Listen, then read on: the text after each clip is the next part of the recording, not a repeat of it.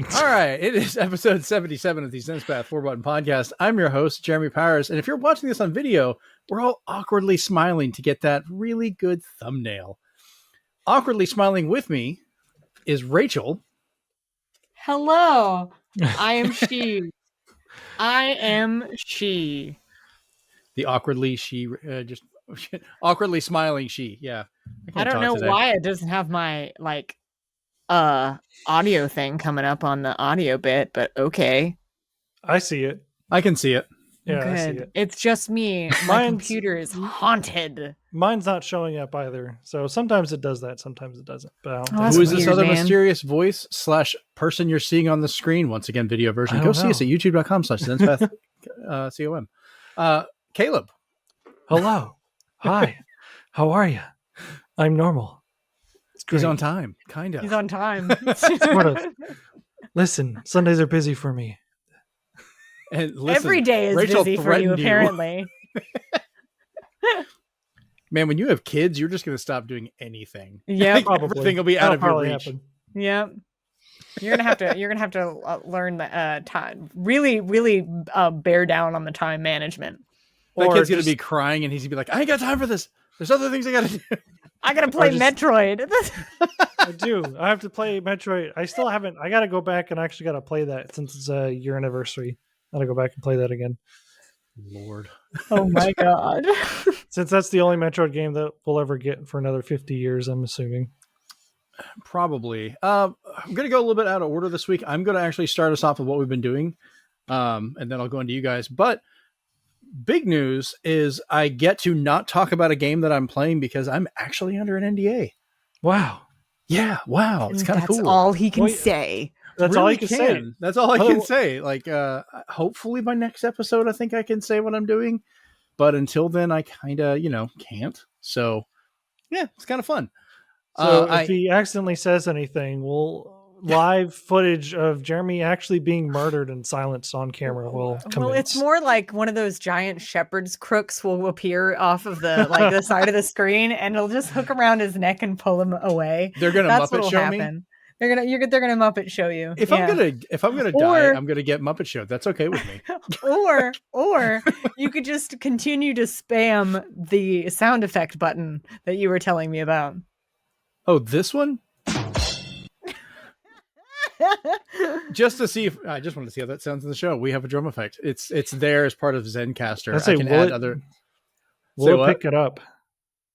Yeah, we'll see if it shows up, but whatever. I guess if I heard it, it probably will. So. It probably did. It makes its own track in the audio, which means I have to put a fourth track.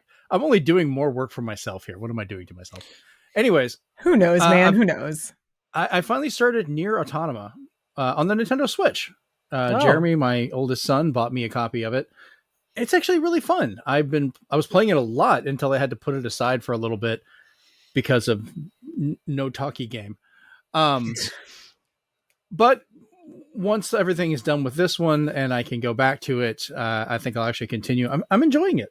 No, it's actually been a lot of fun. It plays really well on the Switch. Like, holy crap. It's so funny. It's like, oh no, Kingdom Hearts, sad Kingdom Hearts can't port it directly to Switch, but Nier Automata. So here's the thing. Oh no. Here's the thing. I guess the teams that they used were different, or they were just lazy, or both. I don't know. Well, I can tell you one thing is the team for Nier Automata did a really good job porting it and meticulously doing everything. The other ones didn't want to do anything and just streamed it like it was a Netflix special. So for Kingdom Hearts, that's literally what they did. Yeah. Yeah, I know. Listen, I was so hopeful. Y'all know I love Square. I love them. I love them so much. But they made a dumb choice, guys. So I mean, listen, you make dumb choices, stupid things happen. Okay. Yeah, for sure. The other thing I've been playing, which is another one of these, as some would refer to as an impossible port, is No Man's Sky for the Nintendo Switch. Ooh! I had to get this to try it out because I was like, how could it be? And Hello Games made it work. Like, it plays and looks really good on there, and it has every update that's been out, plus the one that came out the day it released. I need to check in to it again with that latest update, mainly because it's like I don't know how they made it more chill, but they made it even more chill. And I was like, okay, cool. And I was already overwhelmed enough with the, like, you know, not warships, freighters. Like, oh yeah, yeah. Like I don't know. I thought that was frigates cool. and freighters, and they're great. It's like, cool, but that's too much. See, me, I don't want that much detail and that much options. I just want space. But it's a space house. How do you not like a space house? Listen, right? Okay, I'm easily overwhelmed when it comes to too many options. You know how overwhelmed I got today when I was adding things to my stream? Very. So. Well, the only thing they did not put in this one, which they said they're going to try and do for later, is this is strictly a single player game right now. Oh. But if you get it, understand that. But I'm going to kind of pull a Minecraft, and you can go in and have a creative mode where you can just do whatever you want. I'm not trying to survive. I can just explore the environments, run ships underwater, go find things. I'm just going to make it a portable space sandbox. Like, that is the most chill you can get. Oh yeah. I can't die. I can have fun. I'm not worried about money. You know, I'm just going to explore. I feel like I do want to download it again. I started it, and it's the things I wanted to do. Like, I wanted to upgrade stuff. I wanted to build an underwater base, but I'm like, I did one of those. They're great. I don't know, but how far into the whole thing did you have to get to actually like get the resources though to do that? Because I'm just like, dude, I've been playing it since day one, so it's like all these updates. That game has changed so many times. This might as well be No Man's Sky 4, that came out. We might as well have gotten every sequel at this point. I remember when the game first came out, right? And I bought it. Yep. Like, I got it at launch, and people were like reaming it into the ground. And I was just like, I had fun. Like, I literally was like, guys, literally, this is the perfect game for me, because I can just go explore a planet, explore 2 planets or even 3 planets, and just dick around, put it down for like 4 days, pick it back up. And it doesn't matter what I was doing, because it doesn't matter what I was doing. So that's the whole point. Like, you don't get lost because you're already lost. That's the whole point. Yeah. So what was it doing? I don't know. I'm going to do like I do in like Skyrim, where I'm just like, I bring up an old save, like, what's going on? Let me just keep turning. I'm going to go that way and just see what happens. Pick a direction and start go. walking. Exactly. Something will be there. Yeah, something will be there. Exactly. I think the only issue I've had really with it so far is I don't know where to find a really reliable fuel source. I'm just like, man, I'm out of gas again. I'm so sad. There's ways. I know, but I'm just I don't know what to do or where to go to get more gas. Like, I have a story. Efficiently. I have a story from that. So when story time, everybody's story time. Story time. Yeah, story. Okay, it's a short one. I was playing it on PS4 one time, and I was just dicking around playing with it, whatever. And all of a sudden, like, I think I might have been streaming it or something. I don't remember the exact circumstance, but I ran out of fuel. And I was on a planet that did not have any of that particular resource, like, that you needed to make fuel. There was nothing, like, at all, nothing. So my friend, a friend of mine in Pensacola, like, was watching me game, was like watching me play, and was like, I got you, and like hopped in to my, like, wherever I was, like, used a warp to get there, and brought me whatever element that I needed to make gasoline or fuel or whatever it was, and was like, here you go. And then we just dicked around on the planet and in that particular solar system for a little bit, and it was just so funny because he was like, I'm on the way. And why not? That's great. And it was really fun, and it's just fun to just go around and dick around on planets with your friends. So we need to all hop back on there, because we all have versions that we can play together, and it's cross-platform, so it doesn't matter. The only one that can't right now, obviously, is Switch, because it doesn't have online at the moment. But if that comes, great. I think I got the free upgrade for PS5. I want to say everybody did. Yeah, so I'll have to double check on that. So now they are releasing a PS5 specific version, and they are doing an update to support PSVR 2 as well. Interesting. Yes. That's nice. All right, so I guess we'll go on for this. Rachel, what have you been doing? So I've been streaming a lot and reading a lot. I just finished all 3 of the the Tasmanian Tiger games on my Twitch. So they're amazing, wonderful, cute little games from my childhood. And I just finished the 3rd one today while on stream, and I'm gonna play the 4th one next, starting either this week or this coming weekend. I've never played the 4th one because the 4th one is a like side-scrolly platformer where the first 3, yes, the first 3 were 3D action platformers. First one was a collectathon. Yes, first one was a collectathon. Second one was wide exploration collectathon. Third one was wide exploration collectathon, but also hack and slash while throwing boomerangs. They did a lot with the 3rd one. And then the 4th one was supposed to be centered around air battles because there was air fight sequences in the 3rd game with something called a gunyip, which was a bunyip robot, but it was in the shape of a plane. And they worked on it for about 6 months and then had to scrap it for some reason. I don't remember why. She's diving into that deep Thai lore. Oh, it's the deep Thai lore. And yeah. And so then they restarted development on it, and the 4th game became a side-scrolly action platformer kind of thing. And I've never played it, so it's going to have really interesting reactions from me because I still love the franchise and the art style and everything, and I'm very intrigued by this one because I don't have any concept of what it's going to be at all. So it's going to be interesting. Very. Check that one out. Yeah, because I thought they were all 3D platformers. I never knew they did a 2D one. No, the 4th one. What system is it on? So they're all on Steam. Steam. The first 2 are on Switch and PS4 and Xbox One, I think.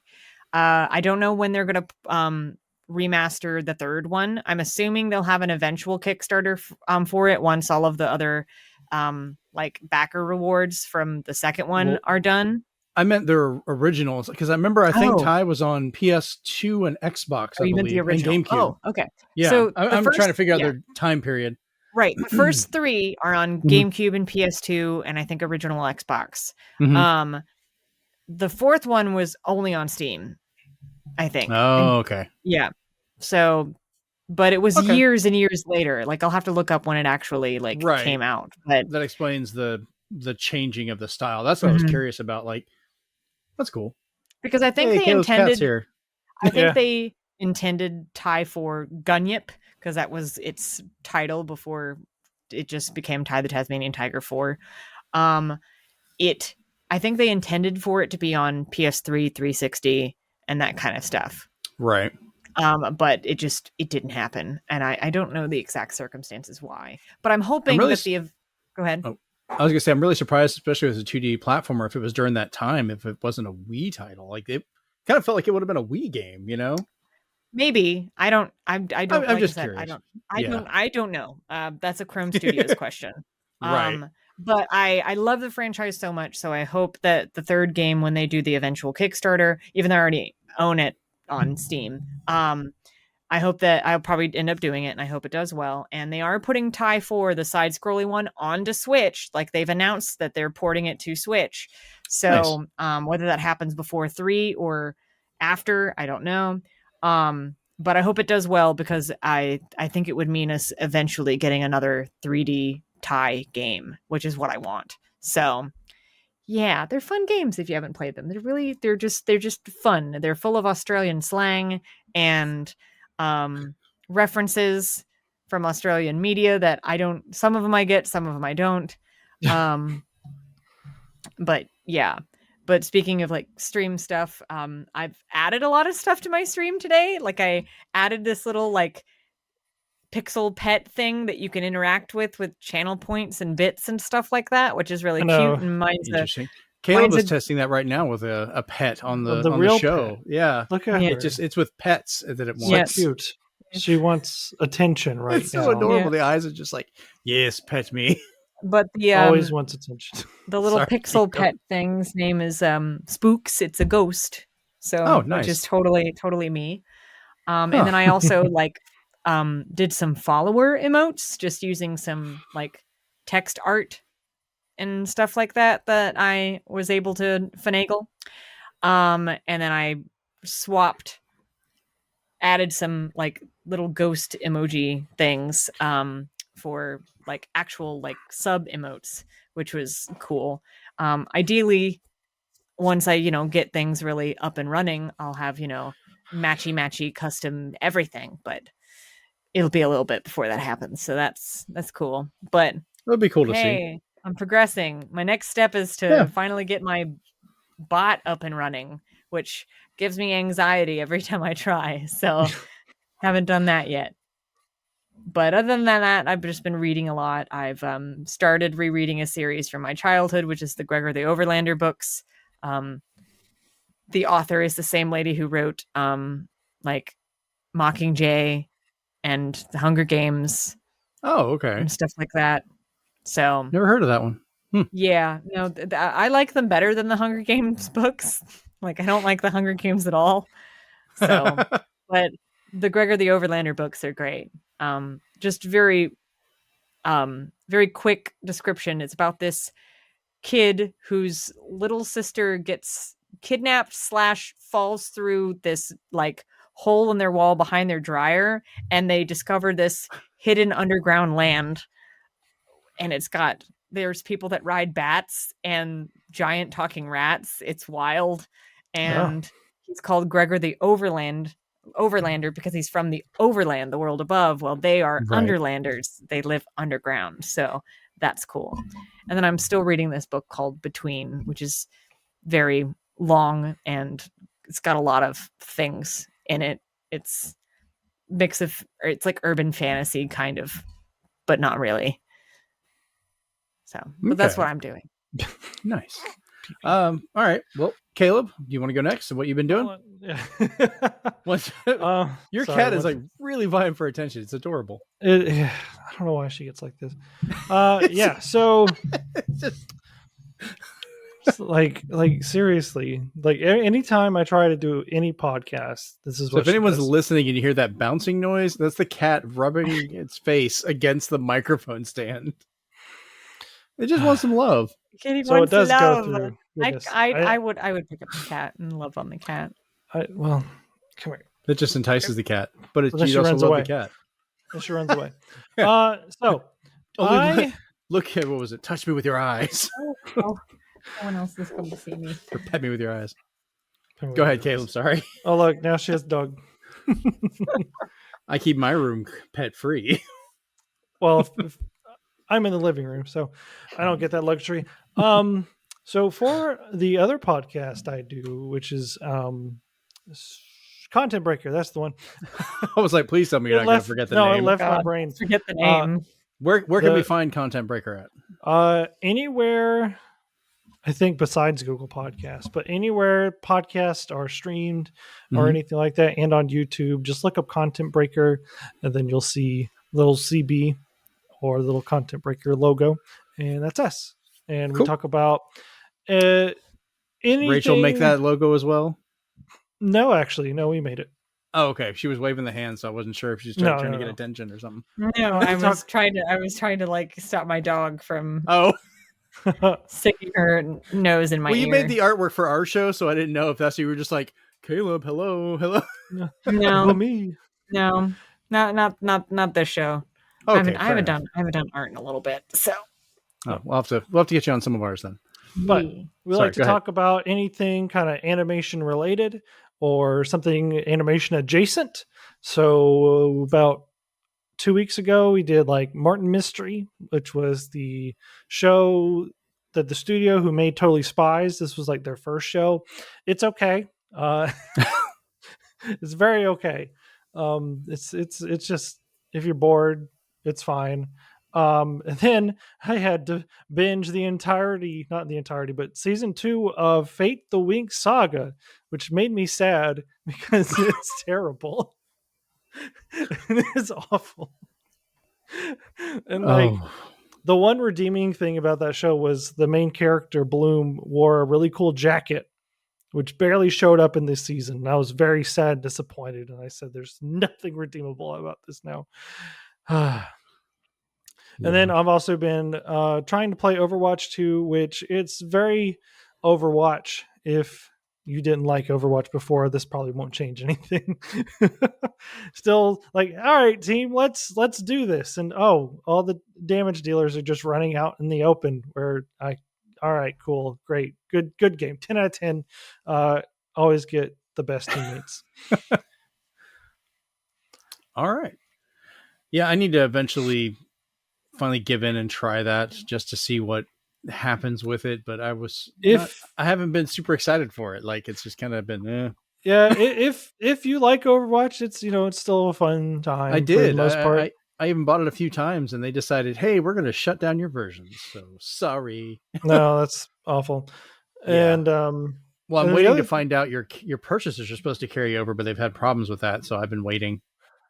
I think it should be fixed. Mine worked, so I was able to get in just fine. And they're not doing the whole phone number thing. I think they took that out. And then luckily, this past weekend, last weekend, on like the anniversary weekend, we discovered a little retro game store. We went there, and I actually found Vigilante 8, 1 and 2 Nintendo 64 version, and I was super excited because I don't have a PlayStation or PlayStation 2, whatever. The N64 versions are better, unless you get the Dreamcast one of 2. That was good. Yeah. But I found those, and I was super shocked. And I was like, cool, now the only game I'm missing from my original N64 collection is Mystical Ninja... The Great Adventure. I know.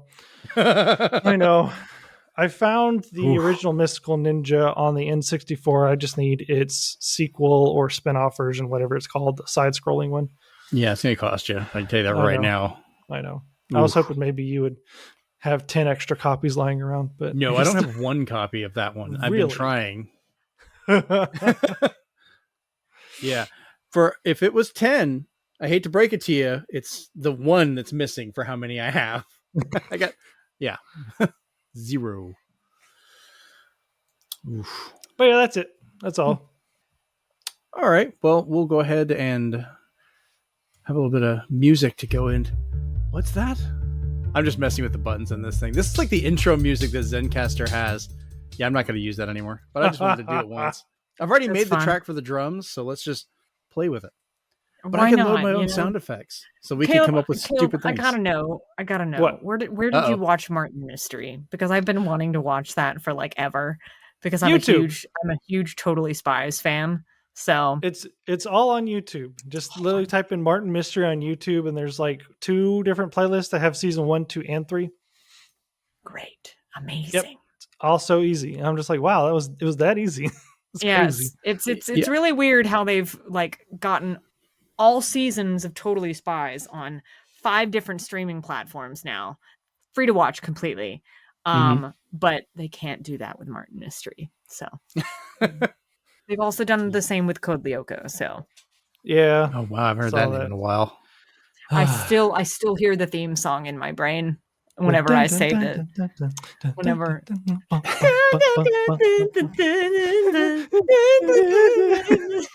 I'm just going to clip that, and that's going to be the music I hear the intro for now, is y'all singing that. That's how we're going to start every show. We have 0 listeners. All right, so let's go ahead and jump into the news. We're going to kind of shotgun through some of these kind of quick. Well, we're trying to change up the format a little bit to kind of shrink the show down a bit, because I know it gets kind of long. But this first one I wanted to bring up just because it's kind of a weird one. YouTube is testing a feature. We're going to call this a feature. I call it bullshit. It's that locks 4K streaming behind YouTube Premium service. It's dumb. That's rude. Yeah, like we do this show in 1080p because I don't want to take the time to edit a 4K video. Sorry, it's just that takes a while to render out already. Well, that'll take 5 hours to render. I'm going to go take a nap. Right, like it already takes a while to render this. So that's not affecting it too much, but I do output some stuff in 4K, and I want people to be able to see it at the highest quality, not to be dumbed down to a lower resolution if it's not available. It's just kind of a weird one. So I don't know. I actually have YouTube Premium, so regardless, I'm not going to notice a difference, but I don't know if either of you do. I do, only because it really got annoying with all the commercials and everything. And I actually do have a lot of music saved on YouTube itself. And because that's like where most of the music I listen to, like the video game music, the indie music. Well, yeah, not Nintendo. But yeah, so I was like, well, I might as well just get YouTube Premium so I can actually listen to it in my car or whatever. Because, yeah. Well, we'll see where this goes in the future. Yeah, I don't know if I'll ever watch anything in 4K. I'm just like, I do. I mean, it's like some stuff looks good, but I'm like, Well, I mean, even now, like they've got phones that've got a 4K display, which is ridiculous. But who knows? All right. So speaking of phones, the EU announced that all phone devices will require, or all electronic devices will require USB-C compatibility by 2024. Good. So the EU Parliament passed a law requiring all wired chargers for smartphones, tablets, and cameras to use USB-C by 2024, with laptops meeting this requirement by 2026. That's good and going to be kind of confusing because USB-C has not been as ubiquitous as it should be, because they've got some cables that can do video, some cables that can't, some spots that are high-speed charging, some that aren't, but they're all the same shape, instead of it being one standard that you just access stuff with. So we'll see if this gets a little confusing. Some people are wondering, though, like how Apple is going to respond to this, because Apple loves to have their own charger, being their Lightning chargers. Well, I mean, the newest iPad, at least one, not the like new one, but the one that I have is USB-C. Okay. Because I know they're talking about either having a USB-C adapter in there for their phones, or just making the change over. So we'll have to see. After that, have you guys messed with the PlayStation Stars reward program at all? Because that finally launched in North America. It's a mess. I have not turned on my PlayStation since it launched, so I don't have any concept of it, mainly because I have not been playing like any of my actual home consoles for a while. So I don't have a concept yet. I decided to mess around with it. I did go ahead and start it, but there's a little bit of controversy with how this thing is set up. It's kind of a very, we'll call it Sony way of doing this. You love them, but they make weird choices. So you get no points or rewards for physical games, like just outright. You can go to a store, pick up a brand new game the day it comes out, $70. You get home, you put it in your system, you get no recognition or points for it. Doesn't count towards a thing. They might as well don't even care if you bought it. Only digital purchases will count towards ranking up, which is going to be important because it actually affects different things you can do in the system and how you're treated by their staff for getting help is based on your PlayStation Stars ranking. That's so stupid. What? Yeah, we'll get to it. What timeline are we in? Yeah.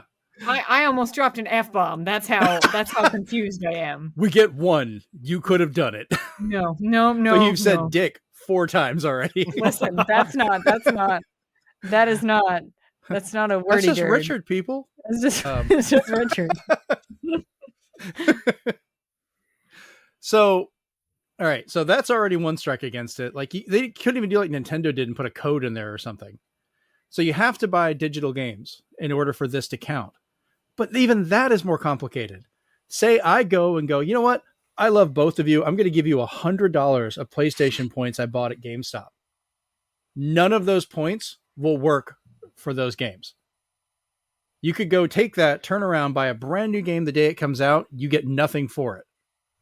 Because it has to be a full price digital title purchased directly through the PlayStation Store on the system with a card or with points you bought from them with a card. Because they're worried that if you get a card at a store, you could have gotten it on a sale or something and gotten more points for paying less money, so they don't let them count whatsoever. So now this whole reward system is only for people buying digital only on the store with that's it, which is already kind of whittling it down a lot. Are they actively trying to get people to stop buying physical games? Like, what's the point? They're required not even physical, but like digital from other places. They're required Well, I mean, I know that like if you purchase it digitally from their store, they get a larger percentage, the largest percentage that they can possibly get. And that's why, which, hey, you know what? That's a great business model. That's understandable from a business side of them encouraging people to do that. But at the same time, the only point of buying physical games, at least PlayStation now, is just for collectability on your shelf, like that kind of stuff. There's no other added benefit really. Because, you know, on Switch, if you get it physical, you don't have to install the entire dang thing. Right. That's the benefit for getting physical on Switch. PlayStation doesn't have that benefit. And now we know why. So yeah. They're supposed to have most of the discs for certain games will have at least a start version that you could play in the future even without the updates. But I do get what you're talking about. So, but this is already whittling it down. So people that buy physical, people that buy points cards at stores, or say, you know, your grandmother gifts you one, those people do not get points for purchasing or playing games on a PlayStation now. They're basically just ignored. It's only people buying directly through the store that are going to get any credit for that. And I didn't make the note on here, but the kicker is like you get so few points for the purchases. They calculated it out. You'd have to spend $1,500 or so in order to get a $60 game. Not even a full brand new $70 game. But you $1,500 is ridiculous. It's not even worth it. It's almost like and the points expire within 24 months. So you have that's so stupid timeline. Who thought this was a good idea? Why put so many? This is not even worth it. It gets better. Okay. God, here we go. Of course, you have to be a PlayStation Plus subscriber for this to work. Okay. So you can't be like you get Nintendo points even if you don't pay for Nintendo Online. You know, you can still get credit on Xbox. Give them a blood sample every time. There's 4 levels that you have to rank up through for different things. Level 1 is what you start with. The milestones are you join PlayStation Stars. You just go on the app and say you're going to do it. And you started playing and completing campaigns, which is their little challenges they have on there that have set times and things you have to do. The benefits for that being that level, because every level has benefits now, you get access to digital collectibles by completing campaigns, receive a celebration collectible, which was a little telescope because, you know, you're seeing stars. Wow. Level 2, this is where the money gets involved. Milestone for that, strictly bought one full game from PlayStation Store and then earned one uncommon trophy. That gets you up to level 2. So now you get level 2 celebration collectibles and access to all the level 1 collectibles. Level 3, you've bought 2 full PlayStation Store games and earned 32 uncommon trophies. Benefit for that, receive a level 3 celebration collectible and a birthday collectible. And here's the one that's going to annoy apparently Rachel as well. Most people. Level 4, you've bought 4 full games from the PlayStation Store, earned 128 uncommon trophies. You receive a celebration collectible. You enjoy chat priority routing. And the wording of that is kind of vague, but the way they actually go into it, if your PlayStation breaks or you have a problem with PlayStation and you are trying to talk to somebody and you're going, hey, I need to get this fixed. I'm in line to get it repaired. Someone who's level 4 comes in and goes, hey, I want to figure out how this works. They're going to skip over you immediately. They get immediate service. They get front in the line for all PlayStation Online stuff to just jump ahead of everybody else. So if you have a service problem, you have to wait behind whatever issue these people have versus whatever you could have a whole PS5 that melted down that has to be replaced. You're going to wait longer if they just want to ask a question. They just cut in front of the line automatically. No, it's a very dystopian, very dystopian. I don't. So they're giving preferential support for people that buy 4 games, unlock a bunch of trophies, and keep putting money into this. And I'm like, that shouldn't be part of your tiers. Support should be support. No, I agree. Not, because if you're having a problem with a new PS5, you're not going to have bought all these games and played all that yet, but you're going to need that help, but you're going to have to wait for everybody else. Sorry, go ahead, Rachel, because you've got them eyes. So I understand like a longevity thing, having like a lesser wait time For example, with insurance, like I'm an Emerald member of Progressive, so I don't have to wait in a queue when I call Progressive for claim stuff, questions, whatever. That's a longevity thing. That's but none of these stars things, are they going to be awarded in arrears for any digital game that you've bought in the past? Nope. No. So this whole model, it doesn't make sense, but it does make sense, but it doesn't make sense. Like, that's where we're at. And also, after we're done talking about this, I just learned something that is not on our notes, but I think we need to mention. Okay, well, this is about all I had on this one. So if you want to jump into that, we can go ahead and do it. I was just saying PlayStation Stars is kind of a mess. I've got a few trophies for it. We'll see what happens. Carry on. It's official. Rachel, take it away. It's official now. G4 TV is shutting down completely after they tried to relaunch last year. Yep. Yikes. As of a few hours ago. And there's an internal memo about it and everything. And I'm not even surprised. I'm not surprised, but I'm kind of sad because I do have really fond memories of G4. And I know where they went wrong with this. And it was trying to put it on TV again when they should have just kept it online, on Twitch or YouTube. I think that was part of it. But which was their primary focus. But someone somewhere along the lines decided, oh, well, let's put it on TV too. And no. So, but I can't make any other comment on it for reasons. So, right. Yeah. Raisins. Yeah. But I just wanted to say that G4 is shutting down, and that's kind of sad, but I understand why. So. Yeah, I mean, G4 originally killed Tech TV, which I thought was already even better. And then G4, when it went, because it rotted. Like it was mostly episodes of Cops, but at the end. I remember, I still remember fondly waking up at 2:00 in the morning one time, and my TV was on in the living room because my dad was watching it, and he turned on G4, and I guess he fell asleep watching Cops, but at 2 a.m, Cinematech came on.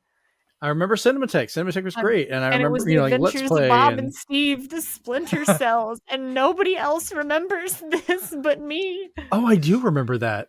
And I also have a very vivid memory of Metal Gear Solid 2 with Raiden doing his little naked cartwheels, and the background music of it was Shararaboom Die.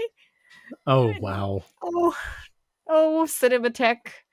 I'll have to look online and see if I can find those somewhere. I'm sure someone's recorded them. They don't exist. I've looked for years. It's like me trying to find the 2 Advent Children parodies that are lost to time that have Lucian Dodge in them. So, oh Lord. Yeah, they're lost to time. So sad. I should have saved them when I had the chance. Wow. Well, yeah, I mean, this was basically the reanimated corpse of it. Like, it was never really back to being G4 for a lot of the stuff. So, I don't know. Yeah. They tried. They made it about a year. Yeah, and I know a couple of YouTubers that signed on to help on the G4 too, and they're all excited and everything. And I mean, it started out really well. I watched a bunch of the launch stuff, and lots of people were watching and commenting, and it started with a bang, and then now it just went to a dull whimper. I know there were a lot of issues surrounding one of the hosts, some of the comments that were made, and so forth about their audience and other things that some people didn't take real well. Yeah, which kind of. A lot of things they did. I saw like a video essay about this, how recently they tried. So like there'd be like, they'd have like a mixed agenda, like what they were trying to do. Like they just didn't really have like a target audience kind of thing. Like one moment they'd be like, yeah, feminism and everything, and it's great. And then the next show or next thing they would do was they'd have that one streamer who now is apparently has an abusive husband that just came out today. That's very interesting. Not interesting. I don't even get into very, that one. I know. I don't know. No. It's a lot of stuff is happening right now. I'm just like, this is too much happening within the last 3 days or everything. But anyways, they got her on stage in a bikini for some reason. I was like, what? Why would you do that? No, it's a thing. It's I think she was one of the streamers that was one of the first ones, or one of the first few to do like the whole hot tub streaming thing. It was, I don't know. I don't either. But it was just like, wait, so you're trying to say like feminism and everything, but then you have this streamer come on here and do it's yeah. I was like, if that's what the person chooses to do, there's nothing wrong with that. But anyways, much like the channel, let's let that news bit die. Moving on to this next one, because I'm kind of interested to get some of your opinions on here. Catherine Alexander, a tattoo artist, won a lawsuit against Take-Two Interactive for use of her tattoos being used from that she did on Randy Orton in WWE 2K22. So this isn't the first case that's been brought against 2K in regards to tattoos, or them being sued for it.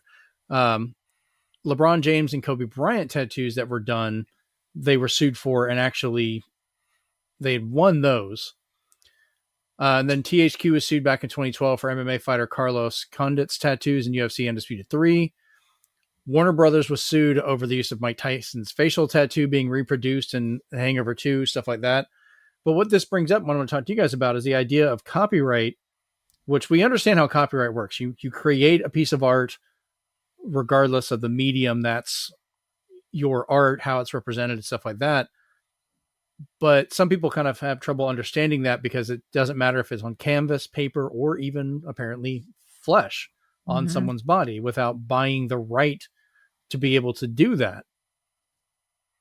So I don't have tattoos. I've never done tattoos, so I don't get the idea behind doing something like that, but not owning that. Like, pictures and things are fine, but to be recreated in a movie or a game, apparently, because that's recreating that art. So do you guys have any thoughts on this? Or I mean, it makes sense if like it's her original artwork and then they just kind of took it without her permission or giving her some kind of copyright or like payment of like, hey, we're going to use this in our game. Yes. If it's like her original work, or if it's her artistry, yeah, no, that's completely fair. Good thing she won this, because it's like, look, you can't just go around stealing people's artwork and right. stuff. It is her art. Like that's the big thing. But also like, big companies that produce these kind of games aren't going to think about who did this tattoo, whether it's an original work or anything like that. They're not going to, they are not going to think about that, because it's to them, they're a big fish, and whoever this person is a minnow. Like that's the way that they're going to think. Because they're not going to think about those little things. They're like, oh, why, this is an original work. This is just a whatever. Like, they're not going to care. That's going to be their first thought. And they're not, it's so minuscule and minor to them that it's not even going to come up in their brains. But also, for whoever the tattoo got put on, I don't know what kind of contact these game developers have with these people, but I don't think these people that are portrayed in the games are going to think, hey, you should probably contact my tattoo artist if you're going to recreate the tattoo they, painstakingly did on me. Like, nobody's going to think of that. Like, I wouldn't even think of that. Yeah. I mean, this has been a rights issue. They've had lawsuits going back even 10 years, that happened in regards to the THQ one. So this is not a new thing. And I was trying to read up a little bit on it just to give context, because it's such a weird idea of, having to, like you said, having to think about the copyright rights of something on your skin. Like, you don't think about that. And it was coming down to like showing up, like, these people are wrestlers. Those tattoos are going to show up on TV all the time because it's on their body. It's just a happenstance of them being there. I think what a lot of people are having the issue with is when they're recreating that person in the game, they're then recreating that person's artwork without paying for it, I think is what it is. It's like doing a version, which is weird to think about. Like, I get it for copyright, but also it's confusing. So yeah, I was just curious what y'all's thoughts were on that. So I appreciate it. Mm-hmm. Yeah, it kind of caught my eye. I wanted to talk about that weird one. This one I'm going to touch on really fast just to get your thoughts. Boneworks launched on VR recently, which looks really cool. But the controversy is there's an unskippable opening section when you first turn it on after you create your character, where a noose drops down in front of you in first person. You have to reach out with your hands, put this noose over your neck in VR, and then you get hung. And you can't skip this. You have to do this to start the game. And there's no warning. There's no capability of skipping, no context. It just drops down. You have to grab it, put it around your neck. And I kind of feel that's a really dangerous thing to do for some people, because if you're not in a good mindset or something's going on and you have to do that, give an option to skip it. You don't have to do it, or give a warning, something in that regard. So and maybe if they didn't have anything at the beginning of like, hey, this game contains very kind of real-ish, real feeling kind of, what's the word I'm looking for? Like depictions of suicide. Self-harm. Yeah, self-harm. So unaliving yourself, or as the politically correct term is now. I could definitely see that being a problem, where it's like, oh yeah, this looks like a fun game or whatever, or it's like a little scary game, and then that's the first thing you're introduced to. It's like, well, didn't expect that. But if it's if the artist or whoever's just trying to make a point, I can also see that kind of being valid, but also try to warn people if that is going to be. I mean, being hung from first person is not something new in a game. It's the act of having to take it without any prompt or anything. And the only way to go past this is to put it, over your head. Mm-hmm. And then it kind of, all the black goes away and you start seeing this medieval crowd and you get hung. And it's just like, what the hell? Yeah, I think I want to say that they did it for shock factor. Like, that's the big thing. Yeah, and they thought that they were being creative with that kind of experience. But I think that there's a line, and there at least should be a warning. So I don't think, to get to the next part of it, you wouldn't even have to do that act. It wouldn't change anything to just go to a black screen and appear with what's already going on with that context and go forth. And controversial things, having the ability to skip it is not something new. You guys remember Call of Duty 4, the No Russia opening, where you were undercover guy and you were with a group of terrorists. Mm-hmm. They went into that airport building or whatever and just started opening fire on the crowd, but you could skip that section if you so chose. You didn't have to do it because they knew it was kind of a sensitive subject. They could have very easily skipped that and not even changed anything, because it's not even really tied to a story with the way Boneworks is. But I agree with Rachel. It probably is. They were just like edgelord, trying to be, hey, talk about our game, I don't know. It's kind of put me off on possibly getting it, because I thought it was going to be really neat. And I have a Oculus Quest 2 I wanted to play it on, but I'm just like, I've had family that have had problems with stuff like that, and I don't want even the chance of them playing that and something happening. Yeah. You can't just guarantee how everyone's going to take everything with that. And that's kind of, I don't know. I'm not going to get it for that reason. Rachel, do you want to take this next one? Thought this might be one you'd want to talk about. Yeah. So, Robbie Coltrane passed away, just a couple days ago. He played Hagrid. It is sad because, he's a staple actor for the series. He also, was in a few of the, 007 films as a Valentin Zukovsky. That's where I knew him from. Yeah, and there's other roles that he was in too, but various actors from films that he was part of posted memories and stuff of him, which was kind of nice to read, just different things. So it's sad because he was a pretty much a household name, and I know that there are people, of course, out there that have argued about different stuff having to do with him, but just going to keep it very general here. It's still sad he's gone. It's still sad he's gone. You're allowed to mourn someone even if they weren't the person you thought that they were. But I've never met him personally, but he did seem like a very nice man. And it is sad that he is gone. It's sad when a great sense of humor for all the stuff I ever saw. Oh yeah, great sense of humor, absolutely. But it's sad he's gone, and it's sad the number of people that we've lost in the last couple of years. And in just a few days before, honestly, we lost Angela Lansbury. Yep. And I Mrs. had Potts. Mrs. Potts, and of course. Me knowing her from various different things. I knew her as Eglantine Price from Bedknobs and Broomsticks, like very household name. These two people Murder, She Wrote, and yes, and Murder, She Wrote. I used to watch that a lot. I still watch it on occasion. It was a good show. Weird show. It's a good show, yeah. But I literally had to stop what I was doing at work the other day when I saw that she had passed, and I just stood there for a second because I was shocked. But these things come in threes. We lost the Queen, we lost Angela Lansbury, and now we've lost Robbie Coltrane. So we'll just wait for the next set of three, I guess. It's sad how many people are being. We just need to create a protection circle around Dame Maggie Smith and Julie Andrews. Patrick Stewart. Those are the three that are in the protection in the protection circle. Okay. And no wait, who played Magneto? Oh yes, him.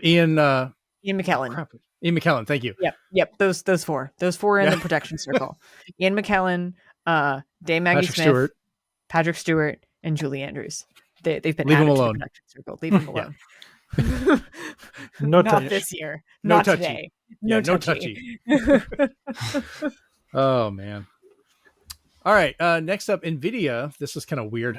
Unlaunches the RTX 4080 12GB model. Huh. Yeah, I've never seen a company unlaunch something. I'm sorry.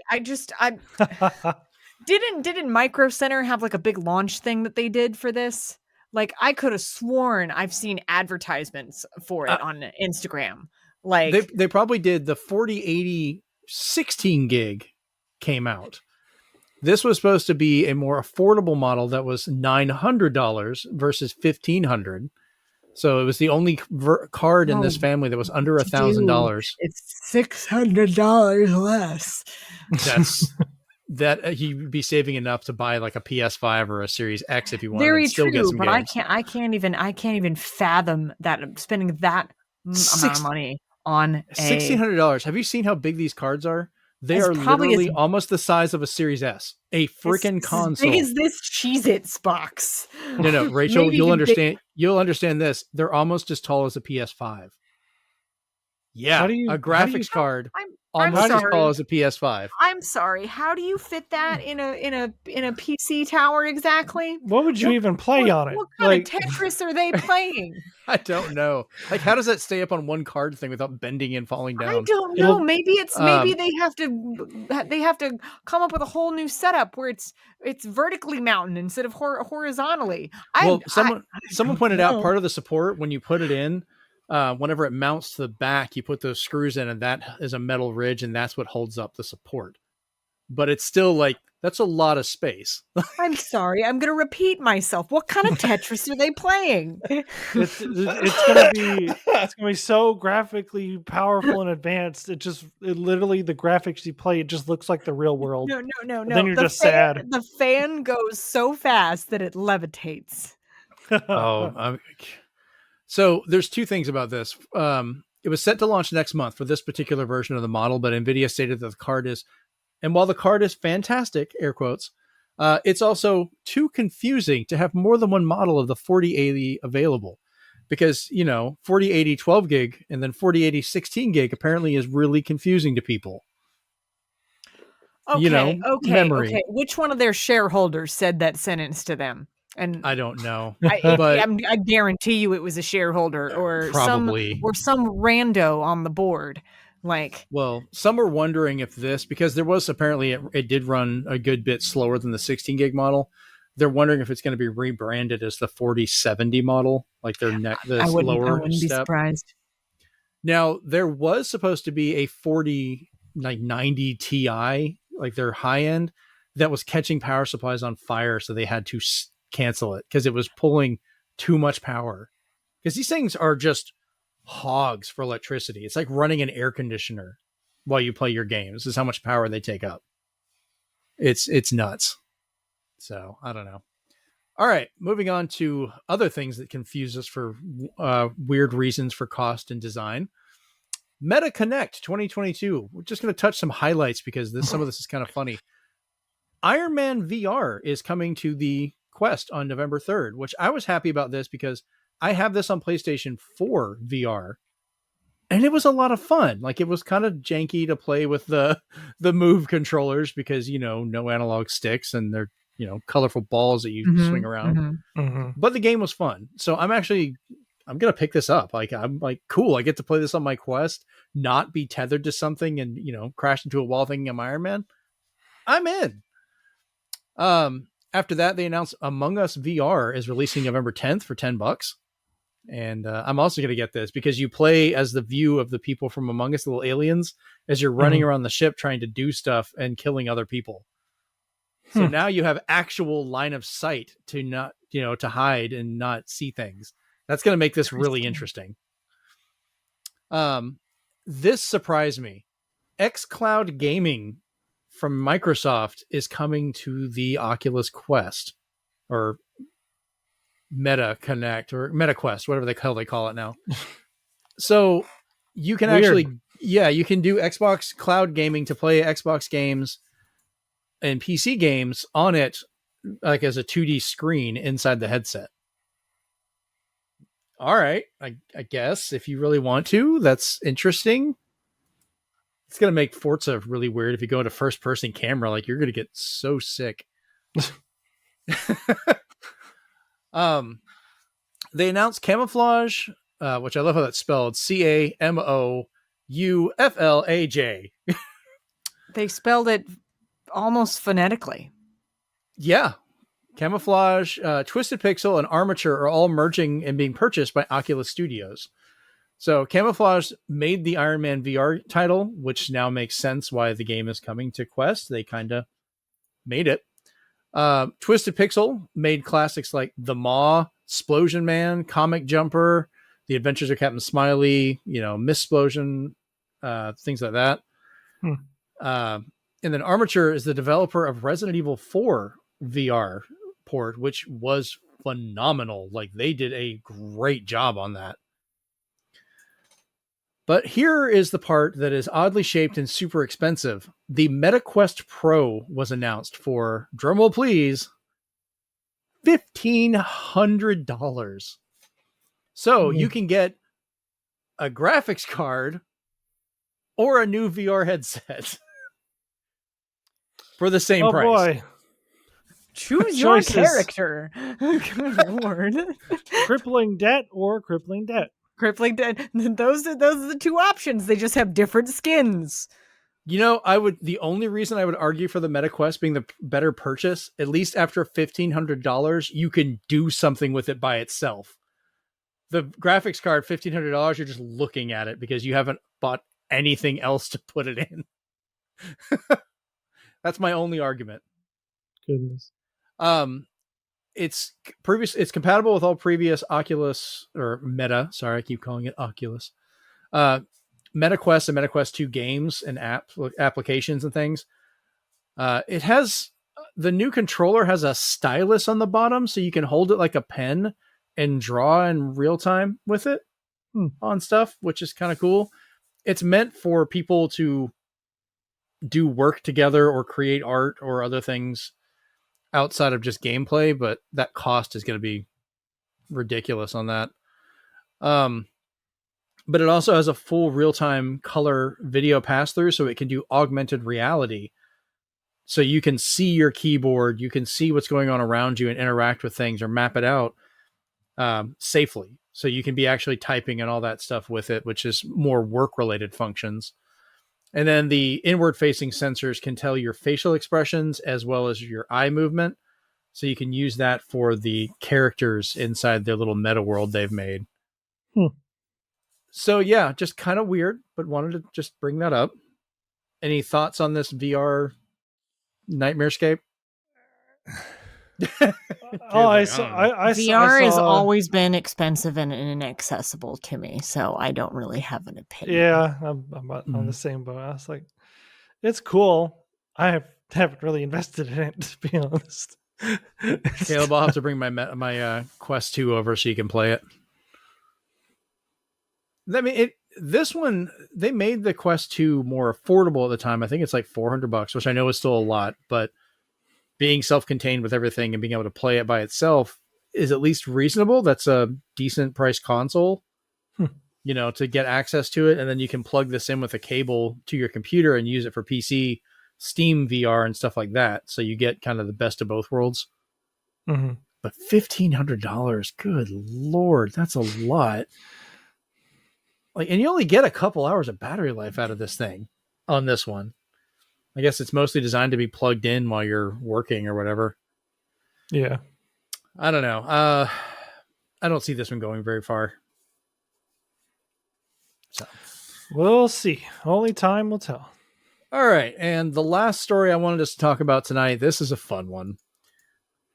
Let me tell you a tale about a voice actor. Oh, gosh. I feel like this is the third or fourth time, and maybe even more than like this has happened multiple times to multiple different voice actors, and it makes me sad. Well, part of this is apparently has happened twice with her, and I think there's other stuff going on we're not aware of yet. But let's get the details, and we'll go into it, and I'll give my thoughts and theories. Helena Taylor, the original voice actress for Bayonetta, actually released 3 videos now, accusing Platinum Games and Nintendo for only offering her $4,000 flat rate for Bayonetta 3 voice acting, and calls for people to boycott the game just days before its release. So she apparently auditioned for the title, as she even put it, because voices change. Sometimes you have to re-audition. And according to her, they were going to give her a flat rate of $4,000 for the recording period. And Platinum originally said that she wasn't going to be doing it because they had to change to a different actress because of, quote, various overlapping circumstances, which made it difficult for Helena to return. She's now calling BS on that, and Platinum has not really responded too much other than some tweets going out, but I'm sure there's a legal nightmare of this they're having to fight through. Because she's already said that she's broken NDAs on this, talking about what's happening and all the other stuff. Jennifer Hale is who got the role of Bayonetta, who's been doing the voices for it. You may know her as the female version of Commander Shepard, as well as a lot of other animated roles, including one of the shows you guys were talking about earlier. What's the one with the 3 teenage spies, the girls? Totally Spies? Yeah, you guys mentioned that tangentially to another show, I believe. Maybe? I don't know. Mystery? I mean, yeah. Yeah. I didn't realize she wasn't part of that. So Taylor came out and said, after she wanted to boycott it, she said about the boycott, she said, quote, "I understand that boycotting this game is a personal choice, and there are those who won't, and that's fine." And then this is where it kind of was like, what the heck? But if you're someone who cares about people, who cares about the world around you, who cares about who gets hurt with these financial decisions, then I urge you to boycott this game.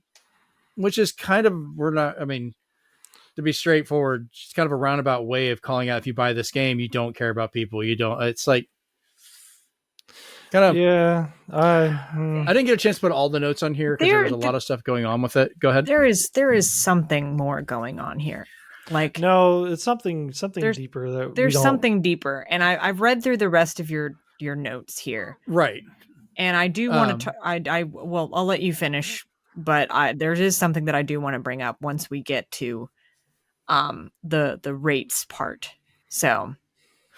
Yeah, because I don't know. I'm just going by a little bit of information I was given. So if I need to be corrected, and I'll even say this was just me kind of figuring part of that. But yeah, please do so. But then Taylor also said stuff about her replacement, which was Jennifer Hale. She said, quote, but her statement about taking the role says, but she has no right to say she is the voice of Bayonetta. I created that voice. She has no right to sign merchandise as Bayonetta any more than I have the right to sign as Eva Green, even though I was her parrot on video game The Golden Compass. That betrayal is hers," which I had to read again originally just to end that quote there. She doesn't mean betrayal of doing the role. It just means like she portrayed is probably what they meant to say. Mm-hmm. That portrayal is hers and hers alone. They'll probably try and do a spinoff with Jean. Please don't buy that either. Basically saying if they do a spinoff game, don't buy any Platinum Games.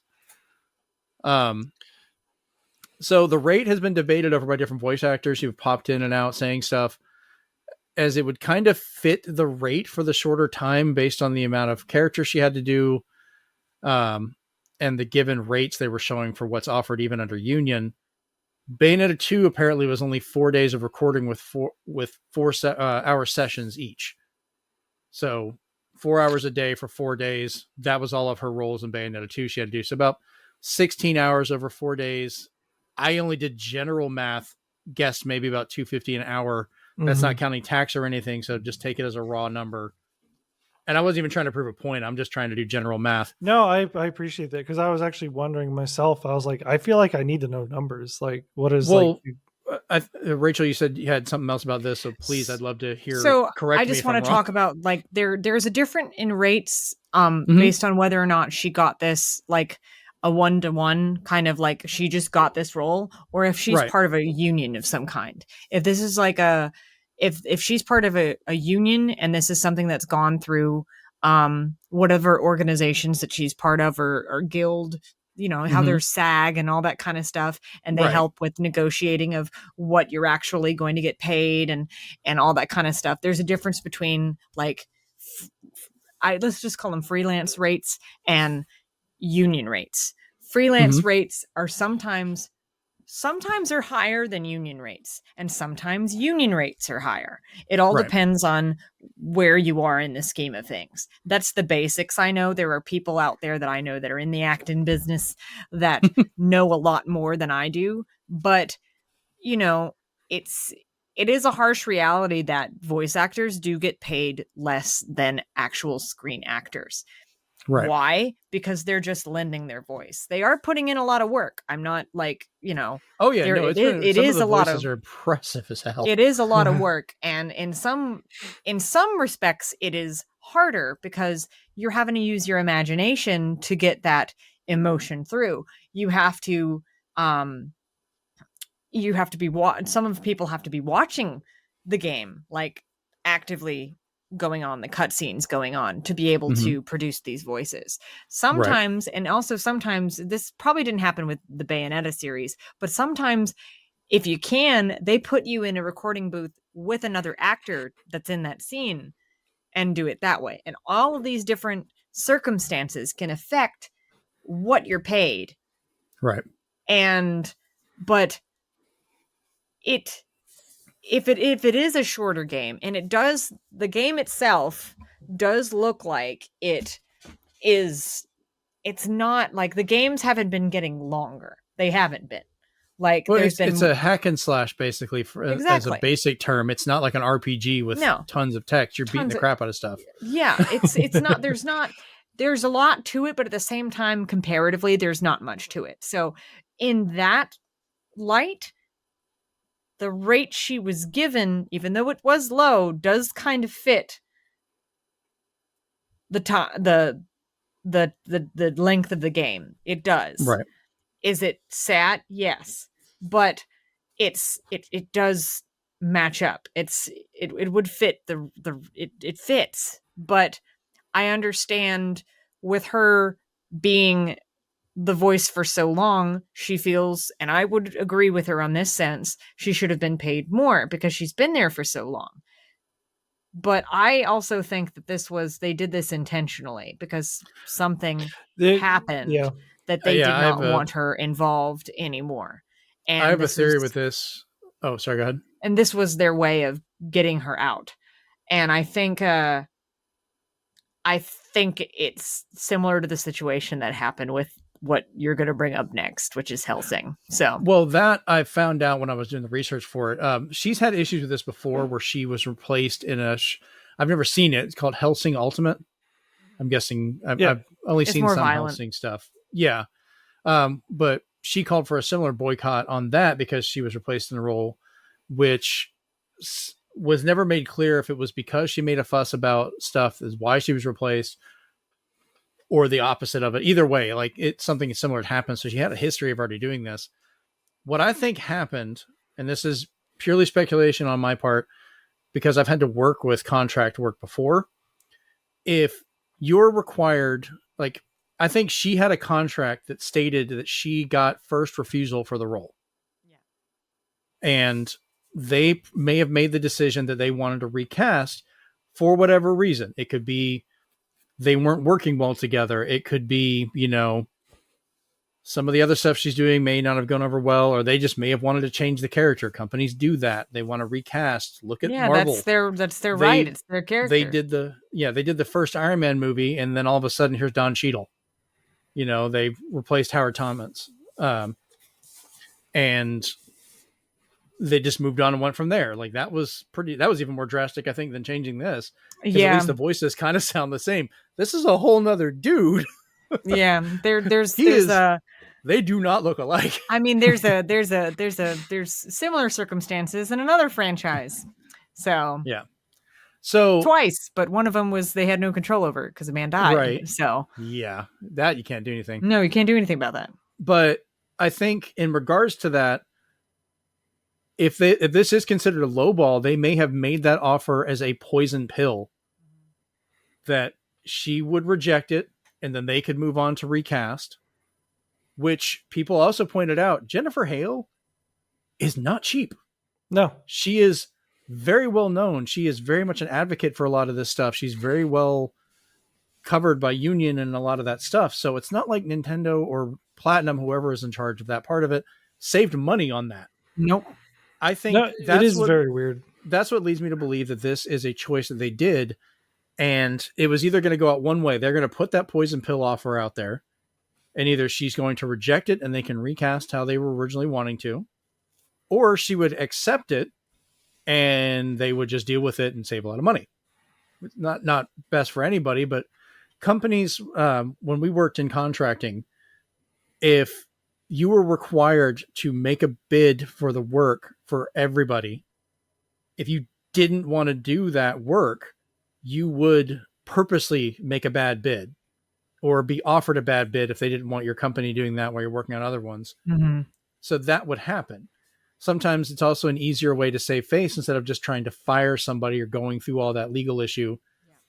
And they may have made the excuse of the various overlapping circumstances or the scheduling issue, trying not to just say, we didn't want to work with her anymore. You know, that might've been them trying to save face, but they're still stuck under the NDAs. And that's why we haven't heard anything from Jennifer Hale or from Platinum or from Nintendo yet, because Helena's already come out and said she's breaking her NDA doing this. So she's having an emotive response, which I understand. We're all human. Yeah. And she's upset and she wants to throw them under the bus a little bit. But she might not actually know the reasons why they lowballed her either. Like, she might not. She might be completely unaware, because there are some people out there, and I am one of these people. They don't know that they're doing something wrong until you tell them. Like, I mean, it could be as simple as they wanted to, you know, look at Mario. Oh, here we go. Martinet has been the voice of Mario since I was a kid. Yep. But when they were doing the movie, they got Chris Pratt to do it instead, which was weird. I guess we should have talked about that. It's really weird. But it's not as bad as it could have been. Honestly, I'm just like, okay, I'm indifferent. Yeah, let's see if it's funny. Bowser was awesome. No, yeah, Jack Black was perfect. Jack Black was great. Casting. I would go into more detail on that, but yeah, so. We'll go into time on that one, but whatever. So they did that in regards because it was going to be a movie in a larger market. Maybe Platinum's working on a Bayonetta anime, and if they get Jennifer Hale to do the voice, she's already well familiar with doing movies, cartoons, and animation as well as games. she could cover both without having to be worried about if she would do that. I don't know. Well, not that Taylor's not, because she's done Hellsing Ultimate, so that's touche. No, You're right. Yeah, it's kind of. I'm just coming up with theories. I feel like maybe, just maybe, they'll Platinum or Nintendo, whoever, will say something after the game gets released. But I think this was Nintendo's not going to say anything, hun. Oh yeah, no, Nintendo ain't saying shit. They're not. They're not going to make any kind of statement. They're not going to acknowledge it. They're not going to do anything. No, I agree with that, but they can't. I'm going to say this with utmost love. They can't be bullied like Sega was bullied. Do you remember with Sonic? They can't be bullied. What was I even? Wow, I lost my thought. Okay. Train derailed. So but, I wanted us to have to talk about this because it's still a very all the details are still moving. It's a very fluid story right now. We don't know exactly what's going on with it. I do know, as far as I can tell, we're not getting the full story from either side. I think things were left out from her context, as well as what we have yet to hear from the other side. And I agree that voice actors in general should be paid more, but also calling for a boycott of this game and trying to use that oh, you're a bad person if you buy this. I don't know. Also, because other people besides this was a decision made from the top, obviously, from the people who probably don't really get directly involved with the game, but they just said, we want this person instead of this person. So but what about the game developers and the other voice actors and I don't know. I mean, that's how I feel. I just feel like I need more to the story, but also, well, people tried bringing up trying to say oh, this is because they're trying to work with non-union. They're going after him, but Jennifer Hale is union, so obviously that's they're not doing that for all of them. I did find it really funny. People were like, oh, if a game comes out and it does really well, but Nintendo published it and someone else made it, they're like, oh no, that's the developer. That's everything. All the decisions are them. Nintendo had nothing to do with it. But if something goes wrong or there's a controversy, they're like, oh no, Nintendo published it. It's all their fault. And they're trying to do that with this. They're like, oh, well, Platinum would have chosen the rates for the voice actors.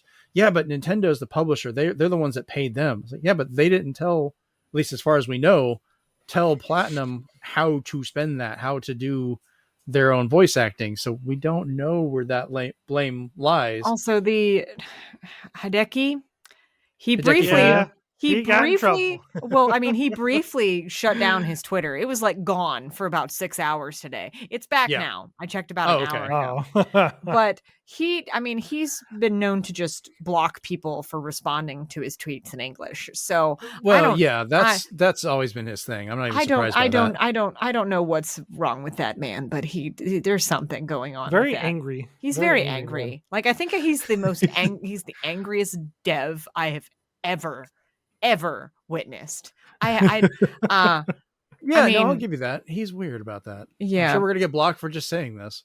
Yeah, probably. Honestly, if I'll have to check. If I'm not already blocked, but I do think that I will say that I think her response of calling people to boycott it is a little extreme.